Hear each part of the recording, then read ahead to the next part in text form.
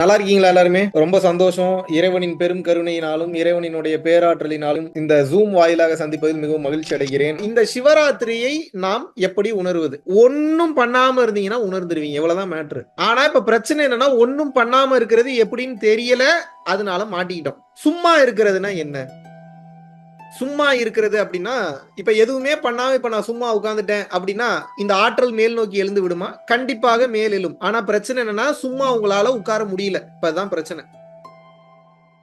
இப்ப சும்மாவே இருக்க முடியுமா காலம் ஃபுல்லான்னு கேட்டா, குடும்பம் இருக்கு, கமிட்மெண்ட்ஸ் இருக்கு, வரவு செலவு இருக்கு, வாங்குன கடன் அடைக்கணும், வீட்டு லோன் அடைக்கணும், கிரெடிட் கார்டு பில்லு கட்டணும். எங்க போய் நம்ம சும்மா உட்கார்றது? அப்ப என்னன்னா, ஒண்ணுமே பண்ணாம காலம் ஃபுல்லா சும்மா இருக்கிறது கடைசி வகை. ஆனால் அதற்கு முன்னால் வாழும் வாழ்க்கையவே நம்ம வந்து எப்படி மாத்திக்கணும் அப்படின்னா, தவமாக, தியானமாக நாம் மாற்றிக்கொள்ள வேண்டும். நான் சொல்றது புரியுதா உங்களுக்கு? சும்மா உட்கார்ந்துட்டீங்கன்னா பெரிய தவம், பெரிய தியானம். ஆனா அந்த பெரிய தவம், பெரிய தியானத்திற்கு போவதற்கு முன்னால் நீங்க எப்படி இருக்கணும் அப்படின்னா, அப்பப்போ சும்மா சும்மா உட்கார்ந்து உட்கார்ந்து பழகணும். ஏன்? சும்மா கம்ப்ளீட்டா உட்காருங்கன்னா உங்களால சும்மா உட்கார முடியாது. அதனால கம்ப்ளீட்டா சும்மா உட்கார முடியாத காரணத்தினால, வாய்ப்பு கிடைக்கும் போதெல்லாம் சும்மா சும்மா உட்கார்ந்து உட்கார்ந்து பழகுறோம். இதுதான் மேட்ரு. இப்ப இந்த சிவராத்திரி அன்னைக்கு என்ன பண்ண போறோம்? அதே மாரி சும்மா தான் உட்கார போறோம். அப்ப மத்த நாள்லாம் நான் என்னங்க பண்றது? மறுபடியும் அதே மாரி சும்மா உட்கார்ந்து பழக போறேன். என்னடா போட்டு இந்த குழப்பு குழப்புற? இப்ப என்னதான் பிரச்சனை இப்போ உனக்கு? சும்மா உட்கார சொல்றியா? ஆமா, சும்மா உட்கார சொல்றேன். சரி நான் ஆமா சும்மா உட்கார சொல்றேன்னு சொன்னா, சும்மா உட்கார முடியுமா உங்களால? சும்மா இருப்பா நீ வேற. அது முடியாம தானே ஒவ்வொரு கிளாஸா வந்து அட்டெண்ட் பண்ணிட்டு இருக்கேன். இந்த கிளாஸ்லயும் வந்து சும்மா உட்காரு, சும்மா உட்காருன்னா நான் எப்படி சும்மா உட்கார? சும்மா உட்காரணும். அதுக்கு தான் இந்த கிளாஸே. எப்படி சும்மா உட்கார்றது? காலம் ஃபுல்லா சும்மா உட்கார்றது கிடையாது. கை, வாய் அதன் அதன் செயல்களை செய்து கொண்டே இருக்க வேண்டும். மனம் சும்மா இருக்கணும். முடியுமா? என்னடா பெரிய வித்தையா இருக்கு. கையும் காலும் வாயும் ஆக்டிவிட்டி பண்ணிட்டு இருக்கும்போது மனம் எப்படி சும்மா இருக்கும்? இதானே கேள்வி. மனம் சும்மா இருந்தா எப்படி செயல் செய்ய முடியும்? அதானே கேள்வி. இப்ப நான் பேசுறது சயின்ஸுக்கு எதிரா இருக்கும். ஆனா ஞானத்திற்கு உகந்ததாக இருக்கும். ஒரு வேலையை ஏன் செய்றீங்க? உங்க புருஷனை திருப்திப்படுத்த, உங்க பொண்டாட்டியை திருப்திப்படுத்த, உங்க குழந்தைகளை திருப்திப்படுத்த, உங்க மேனேஜரை திருப்திப்படுத்த, உங்களோட சொந்தக்காரங்களை திருப்திப்படுத்த, உங்களை சார்ந்தவர்கள் எல்லாம் திருப்திப்படுத்த, இல்ல ஒரு ஏதோ ஒரு தேவைக்கு சாப்பிடணும், தூங்கணும், என் வேலையை நான் செய்யணும். இதற்காக நீங்க என்ன பண்றீங்க அப்படின்னா, உழைச்சுக்கிட்டு இருக்கீங்க, செயல்பட்டுக்கிட்டு இருக்கீங்க. அப்படித்தானே? ஏன் நகர்றீங்க? உங்களது நகர்வு இப்ப நான் இப்படியே இருந்துட்டேன்னா வேலை முடிஞ்சுச்சு. உணர வேண்டியதை உணர்ந்துருவேன், பார்க்க வேண்டியதை பார்த்துருவேன். எனக்கு அடுத்த பிறவி கிடையாது. என்னை தேடி யாரும் வரவும் மாட்டார்கள். நம்ப முடியுதா? அது எப்பட்றா இப்படி சும்மாவே உட்கார்ந்தா எப்பட்றா வரமாட்டாங்கன்ற? முடியும். நீங்கள் சும்மா உட்கார உட்கார உட்கார உட்கார என்ன ஆகும் அப்படின்னா, உங்களுக்கான வேலையை இறைவன் செய்வார். யாராவது மனசையாவது போய் மாத்தணும் அப்படின்னா இறைவன் போய் மாத்தி விட்டுருவார். நீங்கள் சும்மா உட்கார உட்கார உட்கார உட்கார உங்களுக்கு ஏதோ ஒரு பிரச்சனை வர இருக்குது அப்படின்னா அந்த பிரச்சனை இறைவனே சரி செய்து விடுவார். நீங்கள் சும்மா உட்கார உட்கார உட்கார உட்கார உங்களது தேவைகள் குறைந்து கொண்டே போகும். நீங்கள் எப்போ அதிக நேரம் சும்மா உட்கார ஆரம்பிக்கிறீங்களோ, தேவைகள் குறைந்து போகும்போது ஆசை கம்மியாகும். ஆசை கம்மியாகும் போது மனம் காணாமல் போய் ஆன்மா வேலை செய்ய ஆரம்பித்து விடும். அப்போ நீங்களும் கடவுளும் வெவ்வேறாக இருக்க மாட்டீர்கள். ஆனா இப்ப என்னன்னா மனம் வந்து பயப்படுது. ஏன் பயப்படுது? சும்மா இருந்தா என் வேலையை யார் பார்க்கிறது? அது சும்மா உட்கார்ந்து பார்த்தா தானே தெரியும். சும்மா இருந்தா யாரு சம்பாதிக்கிறது? சும்மா இருந்தா வீடு கட்டுறது யாரு? சும்மா இருந்தா கடன கட்டுறது யாரு? நீங்க சும்மா உட்கார்ந்து பாருங்க எல்லாம் தானா நடக்கும். Trust me. ஆனா கம்ப்ளீட்டா சும்மா உட்காருங்கன்னு உங்கள நான் சொல்லல. நல்லா புரிஞ்சுக்கணும். கொஞ்சம் கொஞ்சமா சும்மா உட்கார்ந்து பழகுங்க. கொஞ்சம் கொஞ்சமா மிராக்கிள் நடக்கும். அந்த கொஞ்சம் கொஞ்சமா நடக்கக்கூடிய மிராக்கிள சாட்சியா வச்சுக்கிட்டு அப்புறம் கம்ப்ளீட்டா சும்மா உட்கார்ந்துருங்க ஒரு கட்டத்துக்கு மேல. புரியுதா நான் சொல்றது? நானே அந்த நிலையை அடையல. அதுக்காக வந்து பாத்தீங்கன்னா, அது வழி இல்லன்னு சொல்ல மாட்டேன். கம்ப்ளீட்டா சும்மா உட்கார்ற நிலைக்கு நானே இன்னும் வரலங்க. நல்லா புரிஞ்சுக்கணும். ஆனா இது போறதுக்கு இதுதான் வழின்னாவது சொல்லலாம் இல்லையா? சொல்ல முடியுமா? முடியாதா?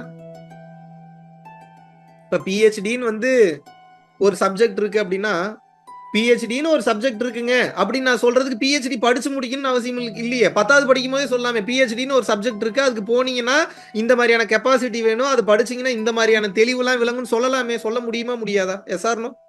சோ வாய்ப்பு கிடைக்கும் போதெல்லாம் சும்மா உட்கார்ந்து உட்கார்ந்து பழகணும். ஒரு கட்டத்துக்கு மேல உச்சகட்ட சயின்ஸ் என்ன சொல்லுதுன்னா ப்ரொஃபஷனலா மாறிடணும். வேலை செய்யணும், ஆனால் உங்கள் மனம் சும்மா இருக்க வேண்டும். இந்த தன்மைக்கு போயிட்டீங்கன்னா ஜீவன் முக்த நிலையை அடைந்து விட்டீர்கள் என்ற அர்த்தம். உங்களுக்கு இப்ப என்ன பிரச்சனை ஆகி போச்சு அப்படின்னா, சும்மா உட்கார்ந்தா யாருங்க என் வேலையை பார்க்கறது, சும்மா உட்கார்ந்தா யாருங்க என் பிரச்சனையை தீர்க்கிறது, சும்மா உட்கார்ந்தா நான் என்னங்க பண்றது.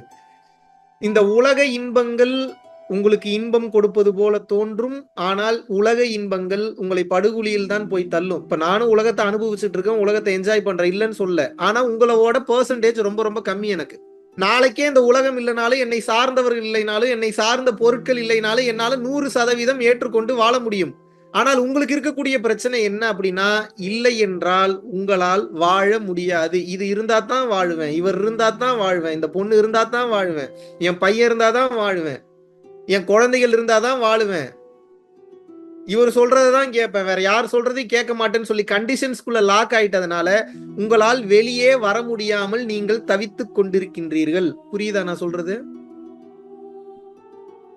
ரொம்ப பெரிய சப்ஜெக்ட், எவ்வளவு சொல்லி புரிய வைக்க முடியும் தெரியல. முடிஞ்ச அளவுக்கு சொல்லி புரிய வைக்கிற, புரிஞ்சுக்குங்க. இப்ப என்னன்னா, இந்த சிவராத்திரி மாதிரியான நாட்கள்ல இறைவன் சும்மா இருக்கிறவங்களுக்கு அருள் செய்யறார், உடனே செய்வார். ஏன்? சிவம் எல்லாவற்றையும் படைத்து விட்டு சும்மா தான் இருக்குது. எப்படி பாருங்க, கனெக்ட் பாருங்க. சும்மா இருக்கிறவனுக்கு சிவராத்திரியில இறைவன் வந்து ஏன் அருள் செய்யறாரு? ஏன் அருள் செய்யறாருன்னா, சிவமானது எல்லாவற்றையும் படைத்து இயக்கிவிட்டு அது வந்து சிவமாக அமைதியாக இருக்கின்றது. இப்ப நீங்க சிவமாகணும்னா என்ன பண்ணணும்? நீங்க அதான் மாறணும். அதான் எப்படி மாறுது? அது எப்படி இருக்குன்றது தெரிஞ்சுக்கிட்டு அதான் மாறணும். அது எப்படி இருக்கு? அமைதியா இருக்கு. அப்ப நீங்க எப்படி இருக்கணும்? அமைதியா இருக்கணும். அமைதியா இருக்கிறதுனால இவ்வளவு வேலை பண்ண முடியுதுன்னா, அப்ப ஆர்ப்பரிக்கக்கூடிய உங்களால எப்படி இவ்வளவு வேலை செய்ய முடியும்?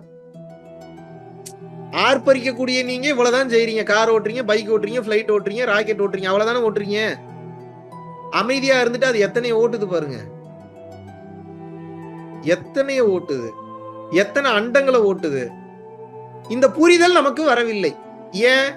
அதை ஏத்துக்கக்கூடிய தன்மை இல்லை. ஏன் ஏத்துக்க முடிய மாட்டேங்குது? உங்களது காரண அறிவு தடிக்கிறது. ஏன் காரண அறிவு தடிக்கிறது? இந்த வீணா போன அறிவே குட்டியுண்டு அறிவு. அந்த அறிவுக்கு பதில் சொல்லணும், உங்களோட ஈகோ வந்து ஆஃப் ஆக மாட்டேங்குது. சும்மா இரு, எல்லாம் கிடைக்கும். சரி சும்மா இருக்கிறேன், நான் ஏன் சும்மா இருக்கணும்? அடுத்த கேள்வி கேக்குறீங்க. அட சும்மா இருறா, உனக்கு எல்லாம் கிடைக்கும்டா, அதை எப்படி நான் நம்புறதுன்னு கேக்குறீங்க. இது எப்படி புரிய வைக்கிறது உங்களுக்கு? அதனாலதான் ஞானம் வந்து அறிவினால் விளக்க முடியாதது, அறிவிற்கு அப்பாற்பட்டது, அறிவிற்கு கட்டுப்படாதது. ஆனா நீங்க என்ன சொல்றீங்க? ஒரு பெரிய கடலை ஒரு டம்ளர்ல அளந்து காட்டுன்றீங்க, ஒரு பெரிய கடலை ஸ்பூன்ல அளந்து காட்டுன்றீங்க. எப்படி அளக்க முடியும்? எங்க இருந்து அளக்குறது? கடவுள் தன்மையறிந்து அம்மையமாதல் வள்ளலார் சொல்றார். முதல்ல அமைதி, அதுக்கப்புறம் தான் கருணையே பொங்கும். உங்களுக்கு கருணையே வரமாட்டேங்குது, அப்புறம் எங்க அமைதி வரப்போகுது? அமைதி வராதவனுக்கு எங்க இருந்து கருணை வரப்போகுது? அமைதினா 24 மணி நேரம் அமைதியாவே இருங்க அப்படி சொல்லல. அப்பப்பவாத அமைதியா இருந்து பழகணும். சும்மா இருக்கணும். இப்போ ஒரு 10 நிமிஷம் சும்மா இருக்கீங்கன்னா என்ன தோணும் உங்களுக்கு? உடனே போன் எடுத்து என்ன நோண்டலாம், என்ன வைக்கலாம், எதுக்குள்ள போலாம், அப்படித்தானே போகுது புத்தி. 10 நிமிஷம் சும்மா டைம் கிடைச்சா சும்மா இருப்போம்னு எத்தனை பேர் இருக்கீங்க? நான் எல்லாம் சும்மா இருக்குன்னு முடிவு பண்றேன், சும்மாதான் இருப்பேன்.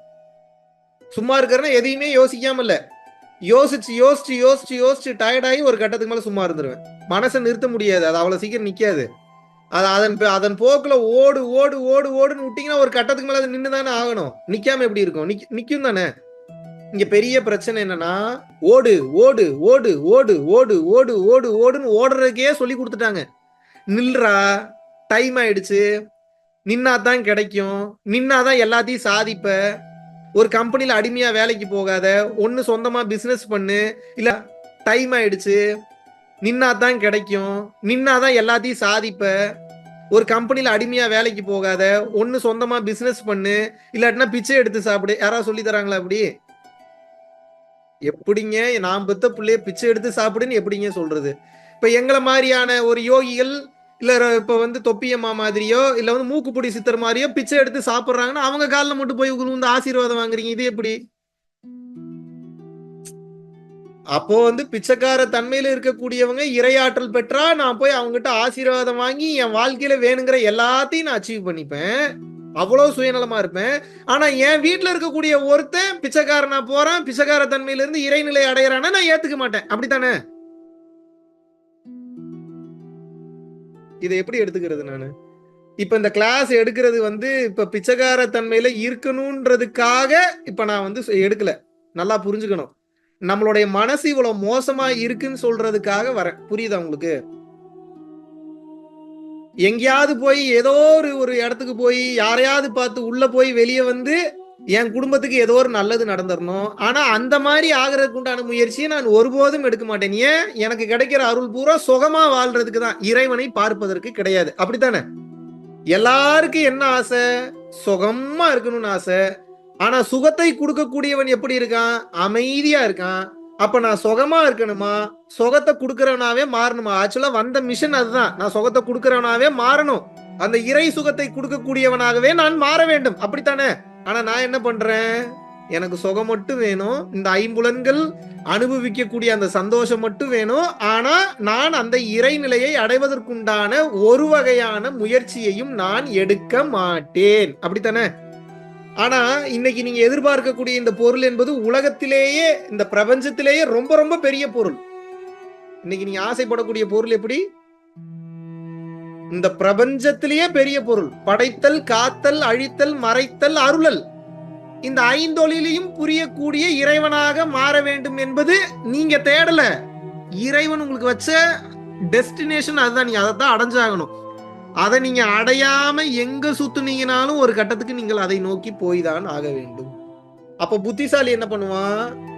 வாழும் போதே கொஞ்சம் கொஞ்சம் கஷ்டப்பட்டு, கொஞ்சம் போராடி, எவ்வளவு தூரம் என் மைண்ட் மாறினாலும், எவ்வளவு தூரம் நான் டைவர்ட் பண்ணி போனாலும், எனக்கு கிடைக்க வேண்டிய இந்த பொக்கிஷம் இதில் தான் இருக்கிறது, இதற்குண்டான முயற்சியை நான் என்ன ஆனாலும் உயிரே செல்லும் சமயத்திலும் கூட நான் இடைவிடாமல் எடுப்பேன் நிக்கிறவங்க தானே இதுல ஜெயிக்கிறாங்க. எல்லாரும் எப்படி ஜெயிக்க முடியுது? ஏன் எல்லாராலையும் ஜெயிக்க முடியலன்னா வைராகியம் இல்லை. ஒரு நல்ல கம்பெனில வேலைக்கு சேரணும்ன்றதுல இருக்கக்கூடிய வைராகியம், ஒரு நல்ல டேஸ்டியான ஃபுட்டை வந்து நான் வந்து சமைச்சு சாப்பிடணும்ன்றதுல இருக்கக்கூடிய வைராகியம், நான் இதை பண்ணணும் அதை பண்ணணும்ன்றதுல இருக்கக்கூடிய வைராகியம் உங்களுக்கு எதில் இல்லை?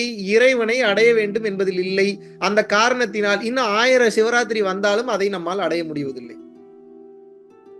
ஒரு 5ல இருந்து 10 நிமிஷம் டைம் கிடைச்சா சும்மா இருப்போம்னா இருந்து பழகுங்களேன். இப்ப என்ன பிரச்சனை? இப்ப உங்களுக்கு ஒரு 10ல இருந்து ஒரு 15 நிமிஷம் எனக்கு டைம் கிடைக்குதுன்னா நான் சும்மா இருக்கிறேனே, இப்ப எனக்கு என்ன பிரச்சனை? இருந்துட்டு போறேன் சும்மா. இல்ல அந்த நேரத்துல வேலை பார்த்தா எனக்கு வந்து வேற ஒரு வேலை முடியும். இதுதான் அறியாமை. பொருள் கணக்கே போடாதீங்க. அருள் கணக்கு வேற. நீங்க தான் செய்யணும்னு நினைச்சா நீங்க தான் செய்யணும். பொருள் கணக்கு அவர் செய்வார் என்று நினைத்தால் அவர் செய்வார். அருள் கணக்கு எப்படி நடக்கும்னு கேட்காதீங்க. அதான் மேஜிக். இப்ப இதுல இருக்கக்கூடிய நம்பிக்கை உங்களுக்கு அதிகமாக வேண்டும். அவர் செய்வாரா அப்படின்னா செய்ய மாட்டார். நந்தனருக்கு செஞ்சவர் உங்களுக்கு செய்ய மாட்டாரா? ஒரு சாதாரண ஒரு சமூகத்தை சார்ந்தவர். அப்படிப்பட்ட ஒருத்தருக்கு வந்து பாத்தீங்க அப்படின்னா இறைவனை பார்க்கணும், நடராஜரை போய் பார்க்கணும்னு ஒரு ஆசை. உயர்ந்த ஜாதியில இருக்கக்கூடியவர் வந்து இவரை வந்து விடமாட்டார். அதே போற நீ போய் பாப்ப, இந்த நெல்லை பூமியில போட்டு அது வந்து நெற்கதிரா மாறி, அந்த நெற்கதிர் வந்து அறுவடைக்கு வந்து, அந்த அறுவடையில இருக்கக்கூடிய நெல்மணிகளை நீ வந்து அறுத்து போட்டுட்டு அதுக்கப்புறம் நீ போய் நடராஜரை போய் பாருங்கிறார். வேணும்னே திமிரு தானே அது. ஆனா பாருங்க, இந்த நந்தனர் உட்கார்ந்து ஃபீல் பண்றாராம். நந்தனர் யாருன்னு தெரியுமா? ஒரு பாட்டு பாடினா உங்களுக்கு தெரியும். என்னப்பன் அல்லவா என் தாயும் அல்லவா, பொன்னப்பன் அல்லவா பொன்னம்பலத்தவா, சொப்பனமோ எந்தன் அப்பன் திருவருள் கற்பிதமோ என்ன அற்புதம் இதுவே. இப்ப ஞாபகம் வந்துருச்சா? இந்த பாட்டு இருந்தா அந்த படம் அதான் அவர் பாடின பாட்டா படத்துல காட்டுறாங்க. அங்க என்ன நடந்தது, அந்த மேஜிக் என்ன நடந்ததுன்னு காட்டுறேன் பாருங்க. முத நாள் உட்காந்து ஓன்னு அழுகிறாரு. யாருகிட்ட? சிவபெருமான்டையோ. என்னையா உன்னை பார்க்க வரலான்னா இந்த ஆள் இப்படி பண்ணிட்டு இருக்காப்புல, உன் மேல எனக்கு அளவு கடந்த காதல். அவரு டெய்லி பூஜை பண்றவரு, அவரு டெய்லி இறைவனையே நினைச்சு நினைச்சு ஃபீல் பண்றவரு. யாரு? நீ போக கூடாதுன்னு சொல்லாம சொல்றவரு. இவர் ஓன்னு உட்கார்ந்து அழுது, உன்னை நான் பார்க்கணும்னு நினைக்கிறேன். இது எப்ப நான் நெல்லு போட்டு நெல்லு வந்து நெற்கதிரா வந்து நெற்கதிர் நெல் மணியா வந்து இந்த நெல்மணியை நான் அறுவடை பண்ணி இவருக்கு எப்போ நான் கொண்டு போய் சேர்க்கிறதுன்னு அழுன்னு அழுக்கிறா. அந்த அழுகையே போய் தூங்கிட்டார். எங்க போய் நான் நீ உன்னைய போய் பார்க்க போறணும். அந்த அந்த பாருங்க, நம்ம எல்லாம் நீ கோயிலுக்கு போறதுக்கு அவ்வளவு ஃபீல் பண்றோம். அந்த அந்த நடராஜரை பாக்குறதுக்கு அவ்வளவு ஒரு லவ் அவருக்கு. எப்படி பாருங்க, எப்படி பாருங்க. காலையில வந்து பாக்குறாரு, காலியா இருந்த இடம் ஃபுல்லா நெற்கதிர்கள் வளர்ந்து நிற்கிறது. ஒரு அறுவடை பண்ணா போதும். எப்படி நம்ப முடியுதா உங்களால? ஏங்க இன்னைக்கு நைட்டு நீங்க போறீங்க, ஒரு 5 ஏக்கர் இருக்குன்னா 5 ஏக்கர்ல காலியா இருக்கு, தரிசா கிடக்கு. தூங்கி எந்திரிச்சு வந்து பாக்குறீங்க, அதே இடத்துல நெற்கதிர்கள் வளர்ந்து நிற்கிறது நெல்மணிகளோட. எப்படி இருக்கு உங்களுக்கு இதை பார்க்கும்போது? இப்ப யார் நெல்லு போட்டது, இப்ப யார் விவசாயம் பண்ணது, இப்ப எப்படி நெற்கதிர் வளர்ந்து வந்துச்சு, இப்ப நெல்மணிகள் எப்படி வந்தது, அறுவடைக்கு எப்படி தயார் நிலையில இருக்குது. இவரை வந்து தப்பா வந்து இன்ஸ்ட்ரக்ட் பண்ணவர் வந்து பாக்குறாரு, வந்து பார்த்து ஓன்னு அழுகிறாரு. அவருக்கு எப்படி இருந்திருக்கும்? இவனுக்கு நம்ம ஒரு ட்விஸ்ட் வச்சா கடைசியில இறைவனினுடைய திருவருளினால் இறைவனே இறங்கி இந்த அதிசயத்தை செய்து விட்டாரே. அப்போது இவனது சரணாகதி நிலை, இவனது அன்பு, இவனது வலிமை, இவனது ஆற்றல் எந்த அளவுக்கு இருக்கும். நான் கேவலம் இந்த ஜாதியை பார்த்து இவனை கேவலமா நினைச்சிட்டேனே, என்ன மன்னிச்சிடறான்னு சொல்லி காலில் விழுவார். அப்ப பாடுறாரு, ஆடிய பாலனே அம்பலவானனே நின்னாழ்ந்த கருணையை ஏழை அறிவேனோ, ஏழை அறிவேனோ, ஏழை அறிவேனோ, ஏழை அறிவேனோ, ஆழ்ந்த கருணையை ஏழை அறிவேனோ. அப்படின்னா என்ன அர்த்தம்? நமக்கு இருக்கிற அறிவுக்கு ஒரு மண்ணாங்கட்டியும் புரியாது.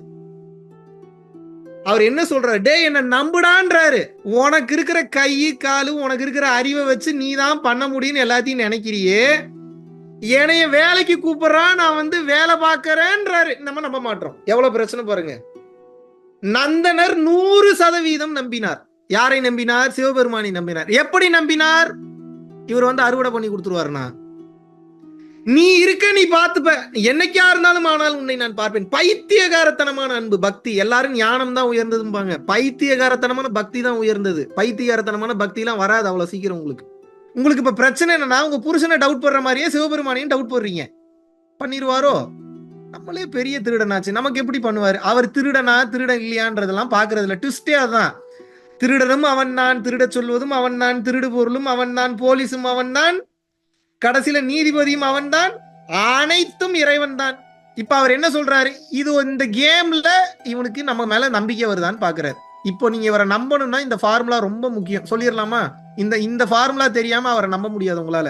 இதையெல்லாம் நான் செய்ய வேண்டும் என்று விதித்ததே நீதான், தூக்கி அவர் மேலேயே பழிய போட்டுருங்க.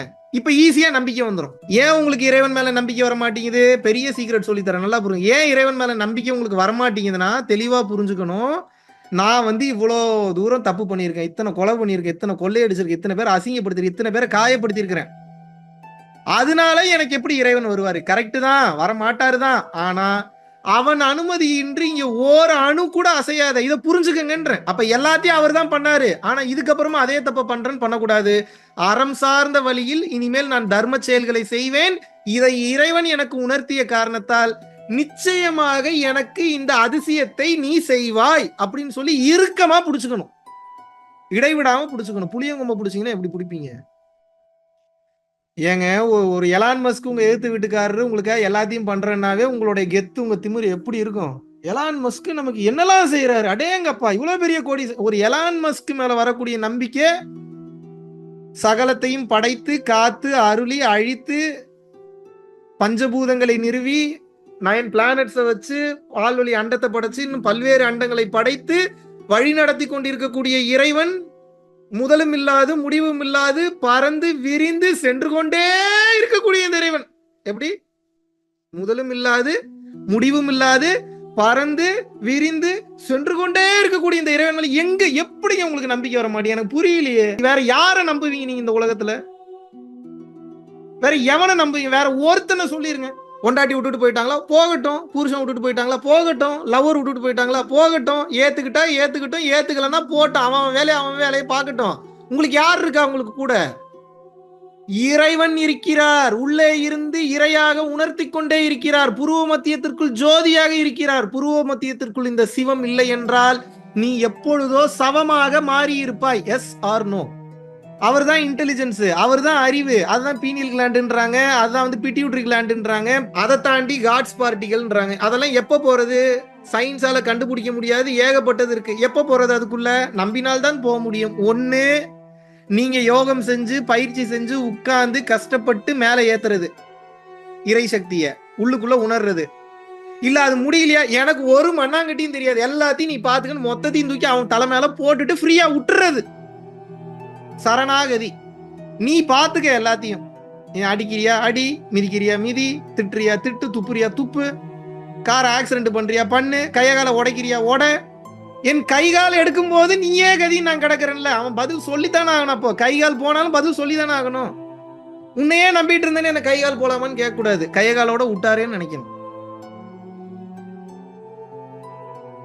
உன்னையே நம்பிட்டு இருக்கிறேனே எனக்கு புள்ள பிறக்காம போலாமான்னு கேட்க கூடாது. புள்ள பிறந்தா ஏதோ பஞ்சாயத்து வரப்போது, அந்த கர்மாவை இப்பவே முடிக்கிறாருன்னு நினைக்கணும். இல்ல எனக்கு ஒரு ஆசை இருக்கு. யாருக்கு என்ன ஆசை? இறைவனை தாண்டி உங்களுக்கு என்ன அப்பேற்பட்ட வலிமை உண்டா? இறைவனை தாண்டி யோசிக்கக்கூடிய அந்த பக்குவம் உங்களுக்கு உண்டா? இந்த டிசைனே என்ன வேணா கொடுப்பேன், ஏத்துக்க, இதுதான் டிசைனு. நீ ஆசைப்பட்டதை கொடுக்குற அப்படின்னா உங்களுக்கு பிரச்சனை வருதுன்னு அர்த்தம். நல்லா புரிஞ்சுக்க. நீ ஆசைப்பட்டதை கொடுத்தா பிரச்சனைன்னு அர்த்தம். நான் கேட்டதை கொடு, இது இல்ல ஆன்மீகம். நீ கேட்காத எல்லாத்தையும் கொடுப்பேன், இதுதான் ஆன்மீகம். எனக்கு பிடிச்சதை கொடு, இது இல்ல ஆன்மீகம். எப்படி? எனக்கு பிடிச்சதை கொடு, இது இல்ல ஆன்மீகம். எனக்கு பிடிச்சதை தான் கொடுப்பேன், இதுதான் ஆன்மீகம். நீ ஏன் எனக்கு இதை கொடுக்குற, இப்படி கேட்கறது இல்ல ஆன்மீகம். ஓ இப்படி கொடுத்தா அதை வாங்கணும் போல இருக்கு, இதுதான் ஆன்மீகம். நீ யாரு எனக்கு இதை கொடுக்க, இது இல்ல ஆன்மீகம். என்னையும் மதிச்சு இதெல்லாம் கொடுக்குறியா, இதுதான் ஆன்மீகம். இதுல என்ன புரியுது உங்களுக்கு? ஆக மொத்தம் கேட்கறத கொடுக்கவே மாட்டார். ஒருவேளை நீங்க கேட்டதை கொடுக்குறாரா, டிசைன்ல அது இருக்குன்னு அர்த்தம். நீங்க கேட்டதுனால கொடுக்கல, அவர் விருப்பப்பட்டதுனால அதை கொடுக்குறாரு. இதை புரிஞ்சுக்காம என்னடா எனக்கு இறைவன் இதை சப்போர்ட்டே பண்ண மாட்டாரு, வைக்க மாட்டாரு. நீங்க நான் என்ன கேட்கறேன்னா, ஆன்மீகம் என்பதே அழிக்கும் பாதை. எதை அழிக்கும் பாதை? அறியாமை எனும் இருளை அழிக்கும் பாதை. அப்ப அறியாமை எனும் இருள் என்றது விலகுதோ, எப்ப விலகுதோ அப்பதான் ஞானம் எனும் ஒளி வந்து உள்ளுக்குள்ளிருந்து சுடராக எரியும். உள்ள எரியும் போது எப்படி தாங்குவீங்க?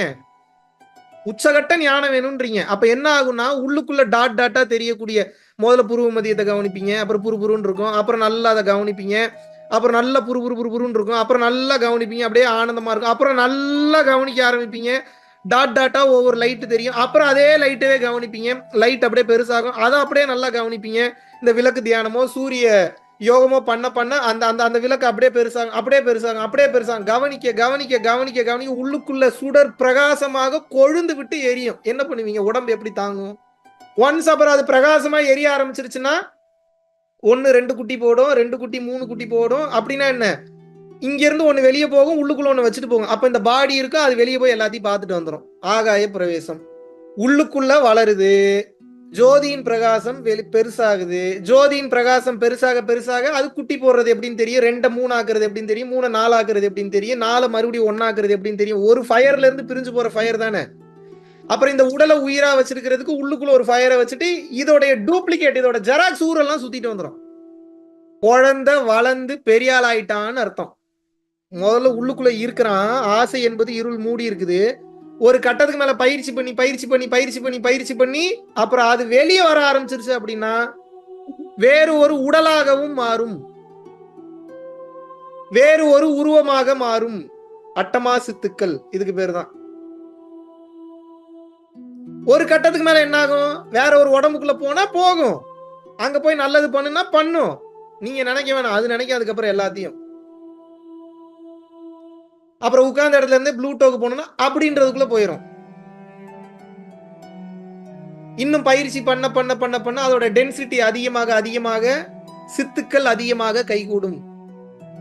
வேற வேற அண்டங்களுக்கு போவீங்க, வேற வேற உயிரினங்களை பார்ப்பீங்க, அதுக்கு அருள் செய்யறதுன்னா அதுக்கு அருள் செய்வீங்க. கேப்டன் மார்வல் மாதிரி ஊரையே சுத்திட்டு வந்துருக்கீங்க. இப்ப நான் பேசுறது பூரா லூஸ் மாதிரி தான் தெரியும். என்ன பண்றது?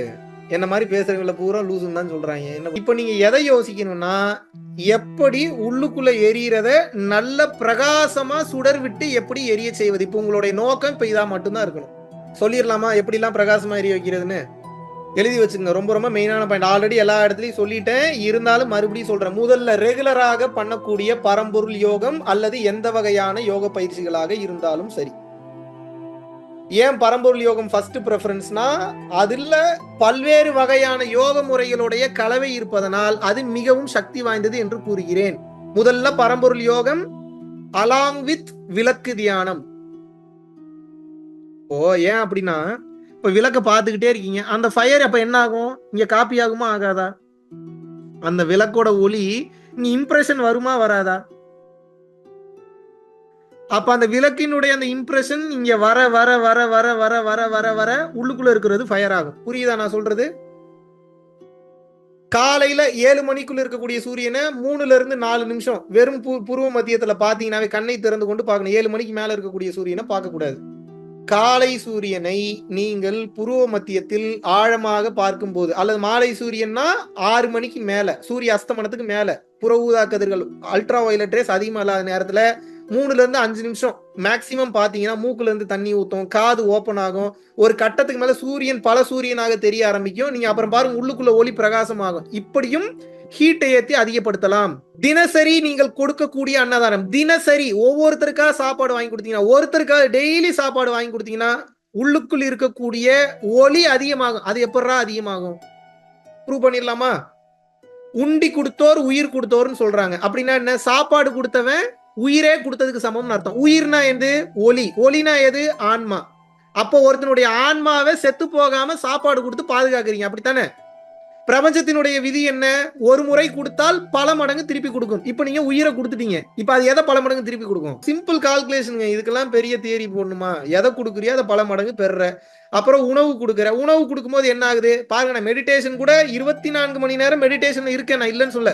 உட்கார்ந்து நான் பண்ணக்கூடிய டைம் ரொம்ப கம்மி. ஆனா எதுல மேட்ச் பண்றேன்? அன்னதானம் கொடுத்து மேட்ச் பண்ணிடுறேன். இதான் ஹேக். வள்ளலார் சொல்றாரு, எவ்வித தந்திரத்திலாவது உனது நெற்றிக்கண்ணை திறந்து கொள்கிறாரு. அப்ப டெக்னிக்கை கரெக்டா ஃபாலோ பண்ணும்ல. பொழைக்கிற புள்ள பண்ணணுமா பண்ணக்கூடாதா? அப்ப பாருங்க, பயிற்சி பண்றோம், அன்னதானம் கொடுக்கறோம், தர்ம செயல்களை பேசுறோம், நல்லதை செய்யறோம், காசு கொடுக்கறேன், பொருளை கொடுக்கறேன், அறிவை கொடுக்கறேன், தானக்கு தர்மம் பண்றேன், ஞானத்தை கொடுக்கறேன், இறையொருளால என்ன எதை பார்த்தாலும் கொடுக்கறேன். இப்ப என்ன ஆகும்? ஆக்சுவலா சுயநலம் தான் ஒரு கட்டத்துக்கு மேல. எனது ஆன்மா கரை தேருது இல்ல. புத்திசாலி என்ன பண்ணுவான்? ஆன்ம சக்தியை ஏத்திக்கிட்டே இருப்பான். எவன் என்ன சொன்னாலும் கேட்க மாட்டான். ஒரு நாளைக்கு சும்மாவாது யாராவது ஒருத்தருக்கு ஏதோ ஒன்று கொடுத்துடணும். அறிவாகவோ, பொருளாகவோ, தானமாகவோ, அரிசியாகவோ, ஏதோ ஒண்ணு. நான் பாருங்க, குண்டக்க மண்டக்க iPhone, TV, fridge, washing machine, pocket டவுசர் போட்டிருந்தா அதை கூட அவுத்து கொடுத்துரும். போடா எடுத்துட்டு போடா, நல்லா நான் வேற பேண்ட் எடுத்து மாட்டிப்பேன். போடா வச்சுக்கடா, நல்லா போடா. நாளை பின்ன டவுசர் இல்லாம எங்கேயும் கஷ்டப்பட்டுறக்கூடாது. இது எதிர்பார்ப்பல்ல. ஒரு கட்டத்துக்கு மேல எதிர்பார்த்து பண்ணாலும் கூட ஒரு கட்டத்துக்கு மேல கொடுத்து கொடுத்து கொடுத்து கொடுத்து கொடுத்து கொடுத்து கரங்கள் சிவந்து ஒரு கட்டத்திற்கு மேல் கர்ணனோட பெரிய நிலைக்கு போயிருவீங்க. கர்ணனுக்கு கொடுக்கும் குணம் பிறவியில் கிடையாது. கர்ணன் தான் பட்ட இன்னல்களின் காரணத்தினால், தான் பட்ட கஷ்டங்களின் காரணத்தினால், தான் பட்ட அவஸ்தைகளின் காரணமாக ஒரு காலகட்டத்திற்கு மேல் கொடுத்து கொடுத்து கொடுக்கும் தன்மையை வளர்த்து கொண்டார். இப்ப சொல்லுங்க, நீங்க கர்ணன் ஆக முடியுமா முடியாதா? இங்க பாருங்க, இங்க உண்மையான டெபாசிட் எதுனா இங்க சேர்க்கக்கூடிய டெபாசிட் தான். இங்க சேர்க்கக்கூடிய டெபாசிட் இல்ல, அக்கௌண்ட்ல சேர்க்கக்கூடிய டெபாசிட் இல்ல. உண்மையான டெபாசிட் எது? இங்க சேர்க்கக்கூடிய டெபாசிட். எங்க சேர்க்கக்கூடிய டெபாசிட்? இங்க சேர்க்கக்கூடிய டெபாசிட். நான் ரொம்ப தெளிவா இங்க டெபாசிட்டை சேர்த்துக்கிட்டே வரேன். உண்மையான அறிவு நிலை உங்களுக்கு வர வேண்டும் என்றால் நீங்க எதை புரிஞ்சுக்கணும் அப்படின்னா, தெளிவாக புரிந்து கொள்ள வேண்டும். உண்மையான அறிவு நிலை எப்போ விளங்குனா, கொடுத்தாதான் அறிவு நிலை விளங்கும், இல்லை என்றால் விளங்காது. மெடிடேஷன் பண்ணீங்கனாலும் லேட் ஆகும். கொடுத்து பாருங்க, அறிவு நிலை உடனே விளங்கும். அப்ப இந்த உலகத்துல தங்கம் வேணுமா? தங்கத்தை உற்பத்தி செய்யக்கூடிய அறிவு வேணுமா? இப்போ உங்க அறிவு இப்ப இவ்வளவுதான் கால்குலேட் பண்ணும். பகுத்தறிவுன்னு பேசிட்டு இவ்வளவுதான் கால்குலேட் பண்ணும். அருட்பெருஞ்சோதி ஆண்டவர் என்ன சொல்றாரு? நல்லா கவனிக்கணும் வார்த்தையை. அருட்பெரும் ஜோதியை எவன் ஒருவன் தனது புருவ மத்தியத்திற்குள் கண்டுவிட்டானோ, செத்த பிணத்தை அவன் எழுப்ப வேண்டாம், அவன் போத்தி இருக்கும் துண்டே எழுப்புங்கிறார்.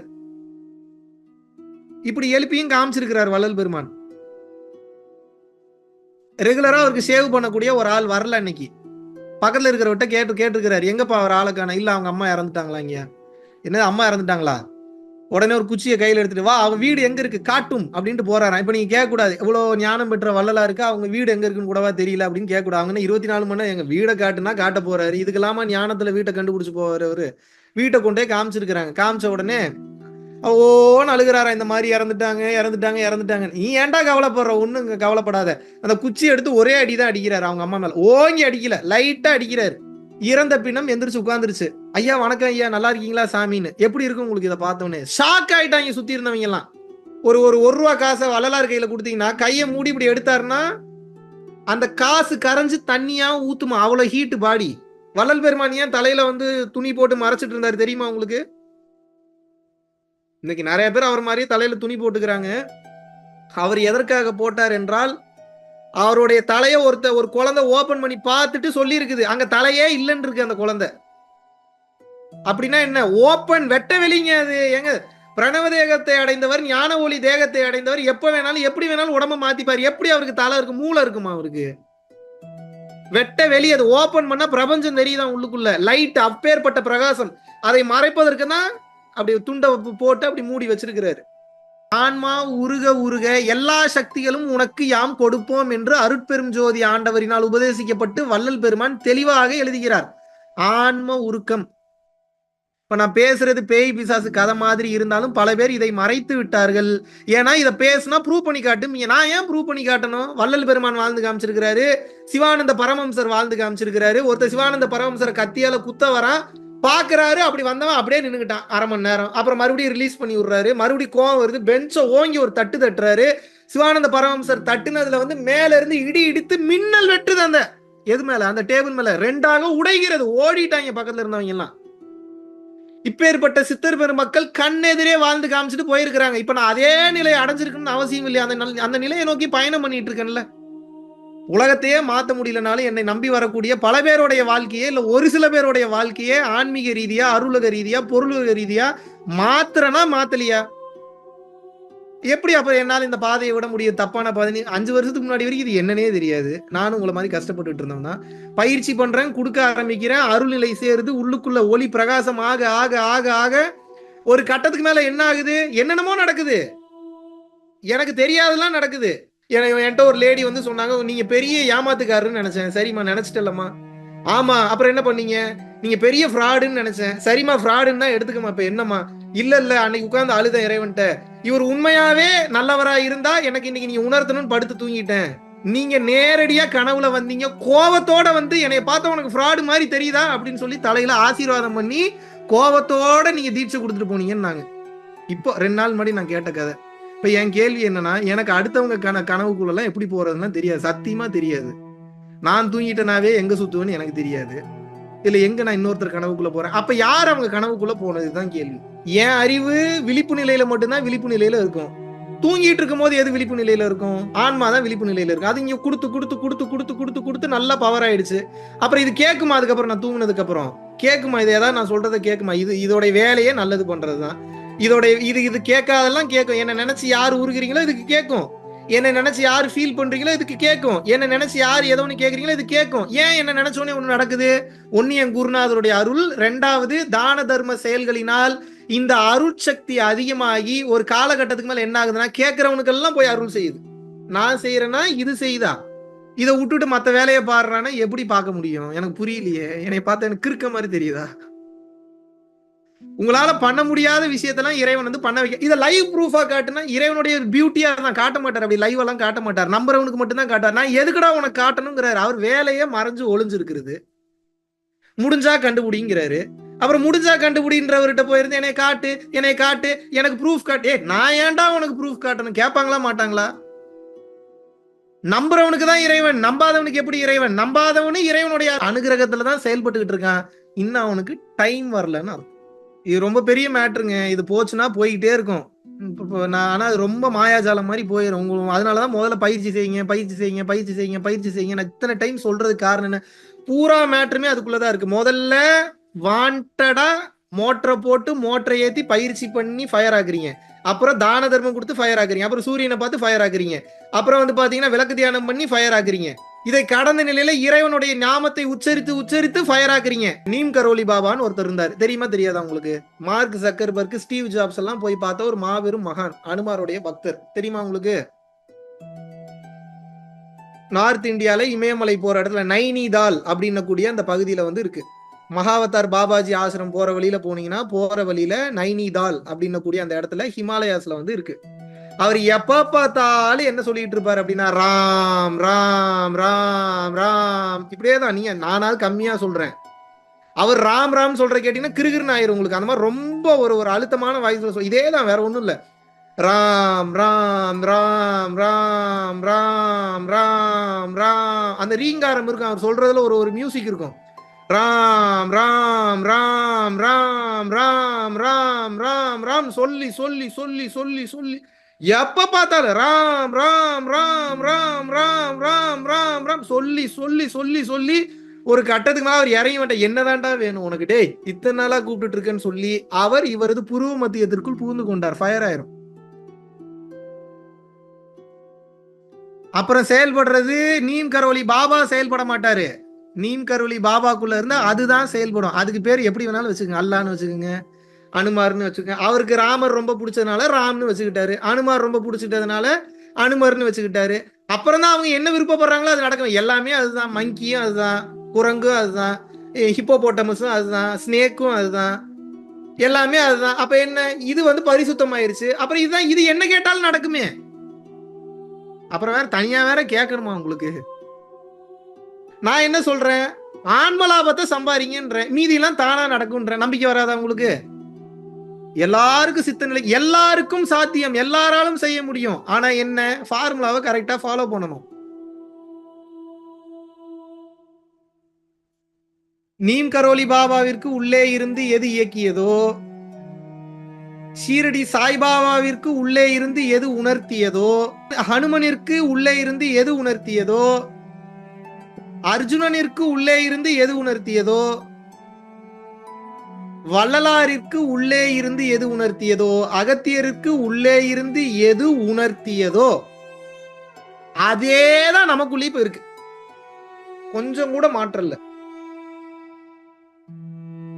அதே சைஸ்ல அதே வடிவத்துல இருக்கு. அவர்கள் உணர்ந்து கொண்டார்கள், நாம் இன்னும் உணரவில்லை. அது என்னப்பா உணர்ந்து கொண்டார்கள்னா என்னப்பா, அது வேற இல்ல நான் வேற இல்லைன்றத உணர்ந்துட்டாங்க. உணர்ந்துட்டாங்கன்னா என்ன, பொருட்பற்று கம்மியாகி அருள் பற்று அதிகமாகி விடும். இப்ப எல்லாருக்கும் நான் நல்லா சம்பாதிக்கிறேன்னு தான் தெரியும், நான் எவ்வளவு கொடுக்குறேன்னு யாருக்குமே தெரியாது. இவ்வளவு ஃபீஸ் வாங்குறான் அவ்வளவு ஃபீஸ் வாங்குறான்னு தான் தெரியும். என் அக்கௌண்ட் பேலன்ஸ் வந்து பாத்தீங்கன்னா துப்பிடுவீங்க நீங்க. என்னடா இத்தனை லட்சம் சம்பாரிச்சுன்னா ஒண்ணு கூட இல்ல அக்கௌண்ட்ல, எங்க சேர்க்கணுமோ அங்க சேர்த்துக்கிட்டே வர்றேன். நீங்க எங்க சேர்க்கணும்னு நினைக்கிறீங்க, நீங்க சேர்க்கிற இடம் வேற. அங்க சேர்த்தீங்கன்னா உடலை விட்டு வெளியே போனோனே அது சேராது, அது பயன்பெறாது. நான் எங்க சேர்க்கிறேன், கொடுத்து கொடுத்து கொடுத்து கொடுத்து புத்திசாலித்தனமா எங்க சேர்க்கிறேன், இங்க சேர்க்கிறேன். அப்ப விழுகிற கார்டு பூரா ஜோக்கரா தான் விழுகும். 12 ஜோக்கரா இருந்தா எப்படிங்க கவுக்குறது? 12 ஜோக்கர் வச்சுட்டு 13வது கார்டு ஜோக்கரை கவுத்து போடுங்க. இப்ப என்ன பிரச்சனை? அப்படின்னா என்ன அர்த்தம்? இப்படி நடக்கவே நடக்காது. ஆனால் இறைவன் நினைத்தால் அதுவும் நடக்கும் என்று நான் கூறுகிறேன்.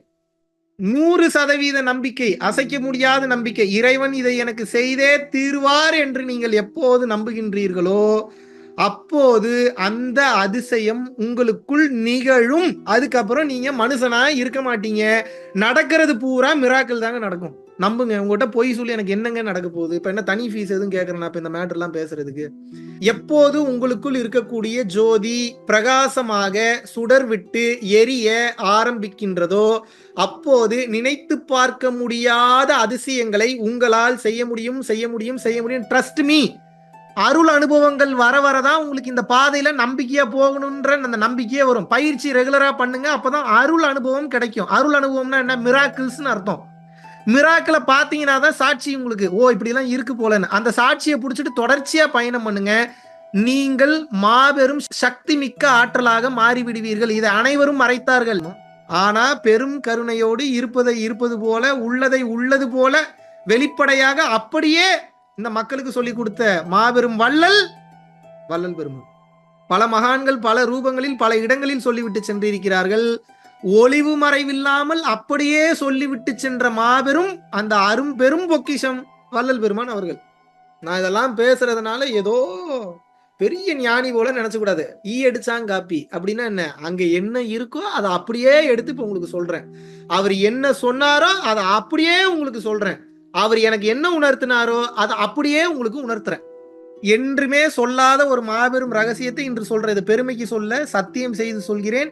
எனக்குள் இருந்து உணர்த்தக்கூடிய எனது சூட்சம குரு காஞ்சி விஸ்வநாத சுவாமிகள், மாற்று கருத்தில்லை. எனது உச்சகட்ட குருவானவர் வள்ளல் பெருமான் என்னை ஆட்கொண்டார். வள்ளல் பெருமான் என்னை ஆட்கொண்டார். இது வரைக்கும் எங்கேயும் சொல்லல, முதல் முறையாக சொல்கிறேன். முதல் முறையாக பயிற்சி செய்யும் போதே காட்சி கொடுத்து என்னை முழுவதுமாக ஆட்கொண்டார். அவர்தான் இன்று வரை என்னை வழி நடத்தி கொண்டிருக்கிறார். அங்க காஞ்சி விஸ்வநாத சாமி வேற இல்ல, வள்ளல் பெருமான் வேற இல்ல. எல்லாமே ஒரே எனர்ஜியில தான் இயங்குது. படைத்தல், காத்தல், மறைத்தல், அருளல் கூடிய ஐந்தொழில் புரியக்கூடிய ஆற்றல் பெற்றவருக்கு அண்ட சராசரமும் அவர் தான். இந்த நிலையை அடைந்த ஏகப்பட்ட பேர் இருக்கிறாங்க. பட் யார் யாருன்னு என்னால பேர் இப்போ ஞாபகம் வச்சு சொல்ற அளவுக்கு ஞாபகம் இல்ல. பல மகான்களில் மாபெரும் நிலையை அடைந்த மாபெரும் மகான் வள்ளல் பெருமான் அவர்கள். அவர்கள் என்னை உள்ளிருந்து வழி நடத்துகிறார். அவர் வழி நடத்தக்கூடிய நான் வள்ளலாருன்னு சொல்லல, நல்லா புரிஞ்சுக்கணும். நாளைக்கு நீங்க அவருடைய பாதையை நீங்க கேட்க ஆரம்பிச்சிட்டீங்கன்னா அவரும் உங்களை உள்ளிருந்து வழி நடத்துவார். ஒவ்வொரு உடம்பிலும் யாம் புகுந்து கொள்வோம் எழுதியிருக்கிறார். நோட் பண்ணீங்களா? தெரியுமா உங்களுக்கு? தகுதி பெற்ற ஆன்மாக்கள் யாராக இருந்தாலும் அந்த ஆன்மாக்களை வழி நடத்துவதற்காக யாம் ஒவ்வொரு உடலிலும் யாம் புகுந்து கொள்வோம். எப்பேற்பட்ட வார்த்தைங்க இது! நான் கொஞ்சம் இந்த பாடியை சரி பண்ண என் உடம்புல பூந்துட்டாரு, சத்தியமா பூந்துட்டாரு. இப்ப இந்த உடல் ஒண்ணுமே இல்லை. இது எப்படின்னா ஒரு ஸ்பீக்கர் மாதிரி. பேசுறவர் வேற எவரோ, ஸ்பீக்கர் என்ன பண்ணுது? சவுண்ட் கொடுக்குது. அதுக்காக ஸ்பீக்கர் பேசுதுன்னு சொல்லிடுவீங்களா நீங்க? ஏங்க, இல்லைன்னா இவ்வளவு தெளிவு வருமாங்க? ஒரு சராசரி மனிதன் எப்படிங்க இப்படி பேச முடியும்? எங்க இருந்துங்க வரும்? அது அருள்நிலை கனெக்ட் ஆகி, அருட்பெருஞ்சோதி நிலை வந்து அந்த ஃப்ரீக்குவன்சில கனெக்ட் ஆகி, அந்த மேல இருந்து ஒளியாக, ஒளி சிதறலாக அந்த தகவல் வருது. தகவல் வரதை அப்படியே வாமிட் பண்றேன். நான் அல்ல, நான் என்ற ஒன்று இங்கே இல்லை. இந்த வெறும் உடல், உள்ளே இருக்கக்கூடிய ஆற்றல் இந்த உடல் வழியாக, இந்த வாய் வழியாக முத்து சிதறலாக வார்த்தைகளாக வெளிப்படுகிறது. ஆனால் இந்த கருணை வள்ளல் பெருமானின் கருணை. இந்த சிவராத்திரி இந்த கிளாஸ் நான் உங்களுக்கு எடுக்கிறேன்னா இது என் கருணை அல்ல. இதை நீ செய்யலனா உன்னைய கொன்றுவன் என்னை மிரட்டி வச்சிருக்காங்க. வேற வழி இல்ல, நான் செஞ்சுதான் ஆகணும். இந்த பிரபஞ்சத்தில், இந்த யுகத்தில், இந்த நேரத்தில், இந்த நாளில், இந்த மணி, இந்த நொடி, இந்த க்ஷணம், இந்த வார்த்தை உங்களது செவிகளுக்கு வந்து சேர வேண்டும் என்பது நான் சொன்னதல்ல. இறைவன் இந்த உடலை இயக்கி சொல்கிறார். அருட்பெரும் ஜோதி ஆண்டவர் என்னை முழுவதுமாக ஆட்கொண்டு, அதுக்காக ஐந்தொழில் புரியக்கூடிய ஆற்றல் கிடைக்குமா தெரியல. கிடைச்சிருச்சுன்னா சந்தோஷம், கிடைக்கலன்னா இந்த வாய்ப்பையாவது கொடுத்தாரேன்னு சொல்லிட்டு அவரோட திருப்பாதங்களில் சரணாகதி அடைந்து செத்து விடுவேன். வேலை ரொம்ப பெரிய வேலை, எவ்வளவு தூரம் ரீச் ஆவான்னு தெரியல, ஜெயிப்பனான்னு தெரியல. எனக்கு தெரிஞ்சதெல்லாம் ஒன்னே ஒண்ணுதான். தப்பாவும் போவேன், சில நேரத்தில் சரியாகவும் போவேன், சில நேரத்தில் மிஸ்டேக் பண்ணுவேன், சில நேரத்தில் மாத்துவேன், சில நேரத்தில் மாற மாட்டேன், சில நேரத்தில் அடிபடுவேன், சில நேரத்தில் மிதிபடுவேன். ஆனா ஒண்ணு மட்டும் எனக்கு தெரியும், என்ன? எதா இருந்தாலும் நீ தான் பாத்துக்கணும், பாத்துக்க, இதுக்கு எனக்கு சம்மந்தம் இல்லை. இந்த ஸ்டாண்ட்ல நான் ரொம்ப கரெக்டா இருக்கேன். நான் மறுபடியும் சொல்றேன், நான் வள்ளலார் அல்ல, நான் வள்ளலார் அல்ல. பல்வேறு உடல்களை வள்ளல் பெருமான் இந்த உடலை ஆட்கொண்டது போல இந்த பூமியில பல்வேறு உடல்களை ஆட்கொண்டுள்ளார். வள்ளல் பெருமானும் ஜீசஸும் வேற வேற இல்ல, வள்ளல் பெருமானும் நபிகள் நாயகமும் வேற வேற இல்ல. அனைத்தும் ஒன்றுதான், அனைத்தும் ஒன்றுதான். பிற உயிர் நல்லா இருக்கணும்னு யாரெல்லாம் நினைச்சிட்டாங்களோ அவங்க எல்லாம் இறைவனுங்க. தன் உயிர் தானற பெற்றான ஏனைய மண்ணுயிரெல்லாம் தொழும். அப்படின்னா என்ன? தான் தனக்கு, தான் வீடு, தான் பொண்டாட்டி, தான் வாசல், தான் குழந்தைன்னு வாழக்கூடிய ஒருத்தன் எப்போது அந்த அகங்காரம் நீங்கி எல்லாம் என் உயிர்கள் தான், எல்லா உயிர்களுக்கு என்னால் முடிந்த சேவையை நான் செய்கிறேன் சொல்லி தன்னலம் கருதாமல் எந்த ஒரு உயிர் வாழ ஆரம்பிக்கிறதோ, சுயநலம் கடந்து பொதுநலத்தில் வாழ ஆரம்பிக்கும், அந்த ஒரு உயிரை இந்த உலகத்தில் உள்ள உயிர்கள் எல்லாம் கடவுளாகவே பார்க்கும்னு நான் சொல்லலைங்க, திருவள்ளுவர் சொல்றார். அற்ப சுகங்களுக்கு ஆசைப்பட்டு உயிரை விட்டுறாதீங்கன்னு சொல்றேன். பெரிய சுகத்துக்கு ஆசைப்படுங்க, நினைத்து பார்க்க முடியாத ஆற்றலை பெற முடியும், பேர் அனுபவங்களை பெற முடியும். தெளிவாளுகிறார் திருவருட்பால, அற்ப சித்துக்களுக்கு ஆசைப்பட்டு இந்த உயிரை விட்டு விடாதீர்கள். நீங்கள் அடைய வேண்டிய பெரிய பொக்கிஷம் இருக்கிறது, அது பேராற்றல், அது பெரும் கருணை, அது மாபெரும் சக்தி. அதை அடையிறது கொஞ்சம் போராடுங்கன்றாரு. என்னை போல பல உயிர்களை உலகெங்கும் இறைவன் உருவாக்கி உள்ளார். நல்லா புரிஞ்சுங்க, Mahavishnu is not only one person. உலகத்தில் ஒவ்வொரு மூலைகளிலும் இருக்கக்கூடிய உயிர்களுக்கு தெளிவு கொடுப்பதற்காக அந்தந்த ஊரு, அந்தந்த நாள், அந்தந்த நட்சத்திரம், அந்தந்த மக்கள், அந்தந்த லாங்குவேஜுக்கு தகுந்தாற் போல அங்கங்கே இருக்கக்கூடிய உடம்பினுள் இறைவன் உட்புகுந்து வழி நடத்துகிறார். இதுக்கு மேல உங்களுக்கு என்னத்தை தான் சொல்றது? எல்லாத்தையும் சொல்லிட்டேன். இப்ப பிரச்சனை என்னன்னா, உங்க அறிவு செயல்படுது, இப்ப அறிவை கடந்து இறைவனை செயல்பட வைக்கணும். இறைவனை எப்ப செயல்படுவாரு? அவர் சொன்ன மாதிரி ஜீவகாருண்ய ஒழுக்கத்துல பிற உயிர்களை தன்னுயிர் போல நினைச்சு பிற உயிர்களுக்கு நீங்கள் எப்போது சேவை செய்ய கொஞ்சம் கொஞ்சமாக ஆரம்பிக்கிறீங்களோ, 100% நந்தனர் நம்பியது போல எப்போது நீங்கள் நம்ப ஆரம்பிக்கிறீங்களோ நம்புங்க, அதுக்கப்புறம் உங்க வாழ்க்கையில ஃபுல்லா மிராக்கிள் தான் நடக்கும். ஆனா வார்த்தைக்கு வார்த்தை இறைவன் தான் வரணும். எதை சொன்னாலும் இறைவன் தான் வரணும். எதை சொன்னாலும் இறைவன். ஏன்னா எல்லாமே இறைவன் தான். ஏன் அப்புறம் கிரெடிட்ஸ் கொடுக்க மாட்டீங்க? நீங்க ஒரு படத்துக்கு ப்ரொடியூஸ் பண்றீங்க, ப்ரொடியூஸ் பண்ணிட்டு உங்களுடைய பேரை டைட்டில் கார்டுல போடலன்னா நீங்க ஏத்துப்பீங்களா? கிரெடிட்ஸ் கொடுக்கலன்னா ஏத்துப்பீங்களா? ஒரு படத்துக்கு சினிமோட்டோகிராஃபி பண்றீங்க, உங்களுடைய கிரெடிட்ஸ் வந்து cinematography by so and so போடலன்னா நீங்க ஏத்துப்பீங்களா? அப்ப இறைவன் தான் உங்களுக்கு எல்லாத்தையும் பண்றாரு, அவருக்கு ஏன் கிரெடிட்ஸ் கொடுக்க மாட்டீங்க? மூச்சு வருது, காத்து வருது, இயற்கைன்னு வச்சுக்கோங்க, எப்படி வேணாலும் பேர் வச்சுக்கோங்க, ஆனா அவர் தானங்க எல்லாத்தையும் பண்றாரு. என்னங்க நியாய தர்மம் இது? அப்ப அவருக்கு கிரெடிட்ஸ் கொடுக்காம அப்ப என்ன? உங்க நாடி நரம்பு ரத்தம் சதை எல்லாத்துலயும் இறைவன்ற வார்த்தை ஊறி இருக்கணும். ஏன் ஒரு இஸ்லாத்துல இருக்கிறவங்க வார்த்தைக்கு வார்த்தை யா அல்லான்றாங்க, மாஷா அல்லான்றாங்க, இன்ஷா அல்லான்றாங்க. பாருங்க, இறைவனை சொல்லிடுறாங்க, எல்லாத்துக்கும் இறைவன். ஒரு கிறிஸ்டியானிட்டியில இருக்கக்கூடிய எல்லாருமே நான் அவங்கள பார்த்து நான் வியக்கிறேன், என்ன சொல்றாங்க? ஜீசஸ் கிரைஸ்ட்ன்றாங்க, அல்லேலூயான்றாங்க, கர்த்தராகிய இயேசுவுக்கு நன்றின்றாங்க. நம்ம மட்டும் என்ன சொல்றோம்? எங்க சிவபெருமானேன்றமா, இறைவன்றமா. ஒரு சில நபர்கள் தான் சொல்ற, பெரும்பாலான மனிதர்கள் என்ன சொல்றோம்? என் உழைப்பு, அதனால நான் ஜெயிச்சேன். எங்க இருந்து இறைவன் செயல்படுவாரு? எங்க இருந்து உதவுவாரு? பகுத்தறிவு சரிதான், ஆனால் பகுத்தறிவு கொடுத்ததே இறைவன் தான். அந்த இறைவன்ற வார்த்தை ஏன் வர மாட்டேங்குது? பகுத்த அறிவுனா என்ன? பகுத்து ஆராயும் அறிவிற்கு பெயர் பகுத்தறிவு. Yes or no? அப்ப பகுத்து ஆராயும் அறிவு உச்சகட்டம் பெற்றிருந்தா எப்படி சொல்லும்? செல்கள் உடலை இயக்குகிறது, செல்களை யார் இயக்குகிறது? இதான பகுத்தறிவு. நல்லா புரிஞ்சுக்கணும். நிக்கோலா டெஸ்லாவே வந்து சொல்லிட்டு போயிட்டாரு. 5th சால்வே கான்ஃபரன்ஸ் பெல்ஜியம்ல வந்து பாத்தீங்கன்னா பெரிய பெரிய சயின்டிஸ்ட் சொல்லிட்டு போயிட்டாங்க. நம்மளாம் அணுக்கொள்கையை பத்தி மட்டும் தான் பேசணும், ஆட்டம்ஸை பத்தி பேசணும். ஆட்டம்ஸை யார் இயக்குறதுன்றதை பத்தி நம்ம பேசவே இல்லை. ஆனா நமக்கு தெரிஞ்சிருக்கு, நம்ம பேசல. அப்ப அது நம்மளுடைய சுயநலம் தானே, அது நம்ம அகங்காரம் தானே, அது நம்ம ஈகோ தானே எல்லாரும் கிளாப் பண்ணாங்க. ஏன் நம்ம பகுத்தறிவு அதை பேச தயங்குகிறது? மத போதகர்கள் 1000 சொல்லட்டும், மதம் 1000 சொல்லட்டும், நம்ம ஒன்னே ஒண்ண மட்டும் இருக்குமா பிடிச்சுப்போம். நாம் படைக்கப்பட்டோம் என்றால் படைத்தவன் யார்?